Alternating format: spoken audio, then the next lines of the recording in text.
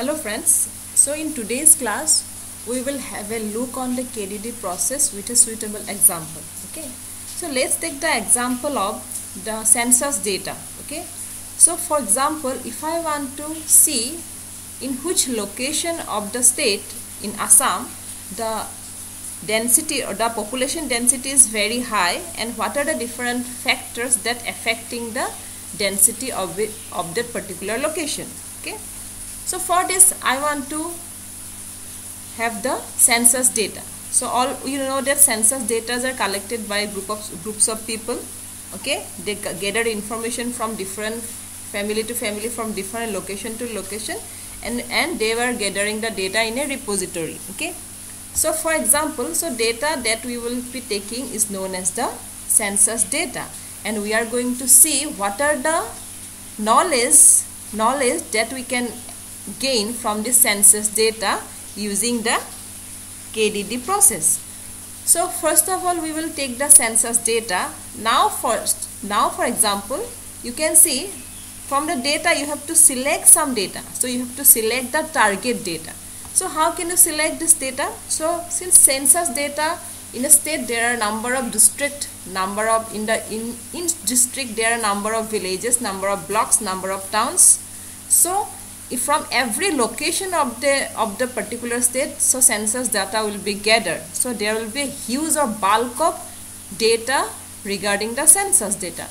So for the analysis purpose, we will select the data which representing the whole population or whole census data very well. Okay, so we will select a sample out of this census data, or we will select a subset of data. So for example, in a class there is a class representative, and that class representative represents the whole class. Okay, so like this also, the sample of data or the subset of data that you are taking for the target data from the census data should represent your census data very well. So after selecting the census data, we need some pre-processing. So there may be lots of pre-processing. Redundant information may be there. Okay, so what is the redundant? How can redundant information be there in a census data? For example, two groups of census related group have collected the information of the same family. So there can be redundant information. So if there is any redundant information, you can remove it. Okay. And for example, suppose in the census data the person have collected the names, the different family members, their educational background, the phone numbers, the email ID, the address, income of the family. Okay, all these informations are collected. So as you can see, my purpose is to see what factors are affecting the density of a population, population of a certain place or certain location. So if you take phone number, email ID, or first name of that person, okay, so those informations are irrelevant. They are not playing any useful information whenever you are going to analyze the data. But as you can see, address is not an irrelevant feature. It is a relevant thing, because from that particular address information we know that from this location the density is very high. Okay, so the features which I mentioned, that like the first name of the person, last name of the person, the first name of the person, then the email ID of the person or the telephone number of the person does not play any role in determining the population density of a particular location. So those features are irrelevant, or we can reduce the feature in dimensionality reduction, or we can select the other features like the last name, religion, age group, educational qualification, income of that particular family. So those are relevant features. So we can select the relevant feature in feature selection, or we can reduce the dimension by removing the attribute called phone number, email ID, and first name. Okay, so these are the pre-processing steps that you can be applied here. Another pre-processing steps which is known as the normalization. So what we do in normalization, as you can see, there are two I will take the example of two attributes. One is age, another is income.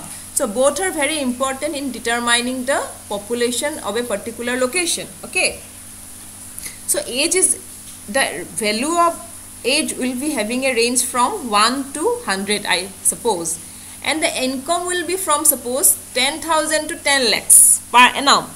So now you can see the ranges of values in age group is between 0 and 100 only, but the ranges of values in the income group is from 10,000 to 10 lakhs. Okay.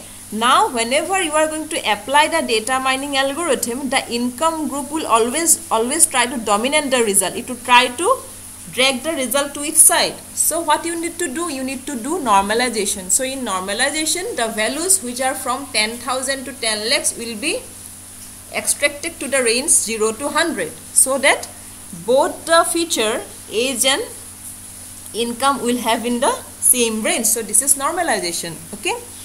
So after applying all this pre-processing task,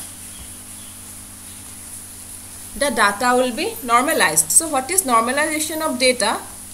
So in normalization, in transformation, after this we will transform the data. So in transformation, what we will do? We will transform the data into one suitable format or one consistent format. Okay. For example, the education qualification of a family may be, in some family there may be a BE degree or there may be a BTech degree. Okay. In some institution it offers BE, with some institution it offers BTech. In some other family the persons are having B.Ed degree, B.Ed, or in some institution B.Ed is referred to as BT. So whenever you are going to analyze the data, you are going to apply data mining algorithm, you will have to be a consistent format. Either it should be B.Ed or BT, either it should be BTech or BE. Okay. So now you have to do the transformation by taking the data into one consistent form. Okay.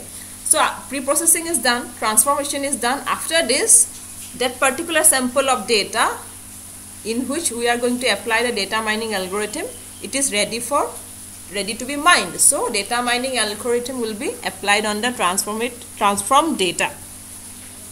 So after this, some patterns will be evaluated from this particular mined data. So what kind of patterns are there? That from this location, so densities are very high. Okay.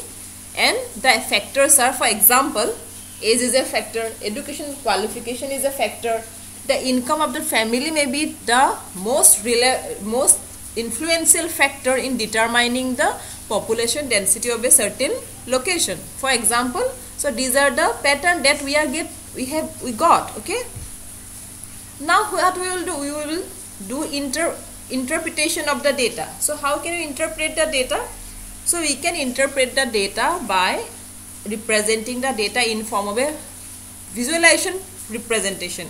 For example, pie chart, you can draw a line graph, you can draw a histogram. Okay. So by looking at this particular visual representation, we may have gathered some kind of knowledge.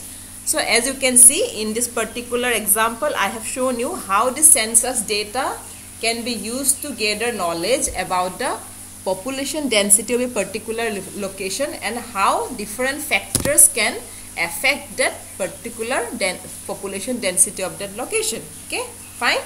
So thank you very much.